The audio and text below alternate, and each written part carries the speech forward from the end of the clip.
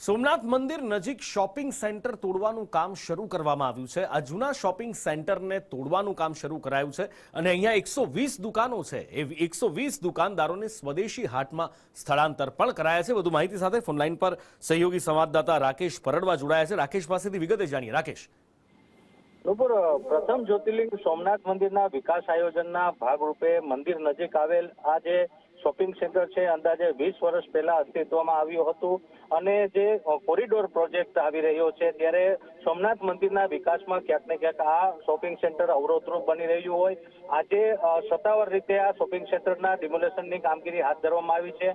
આ shopping centre ખાતે જે 120 જેટલા દુકાનદારો કાર્યરત હતા તેમને ટ્રસ્ટ દ્વારા સ્વદેશી હાટનું નિર્માણ કરવામાં આવ્યું છે, ત્યાં તબદીલ કરવામાં આવ્યા છે એટલે રોજગારીનો કોઈ પ્રશ્ન રહ્યો નથી અને શાંતિપૂર્ણ રીતે આજે ડિમોલેશનની કામગીરી શરૂ થઈ છે। મંદિર વિકાસ યોજનામાં યાત્રિકોને વધુ સારી સુવિધાઓ, ખુલ્લો પ્રવાસ માર્ગ, પાર્કિંગ સુવિધા અને ધાર્મિક શોપિંગ માટે આધુનિક સંસ્થાની સંરચના માટે આ જે એક મહત્વનું પગલું ગણી શકાય। હાલ આજે સોમનાથ મંદિર ટ્રસ્ટ દ્વારા જે જૂનું શોપિંગ સેન્ટર છે તેને ડિમોલેશન કરવામાં આવ્યું છે અને સુરક્ષાના ભાગરૂપે એક માર્ગને પણ બંધ કરવામાં આવ્યો છે એટલે કહી શકાય કે સોમનાથ મંદિર કોરિડોરના જે પ્રોજેક્ટની વાત છે તે ક્યાંક ને ક્યાંક હવે શરૂ થઈ ચૂક્યો છે। નુપુર, બિલકુલ રાકેશ, માહિતી બદલ આભાર।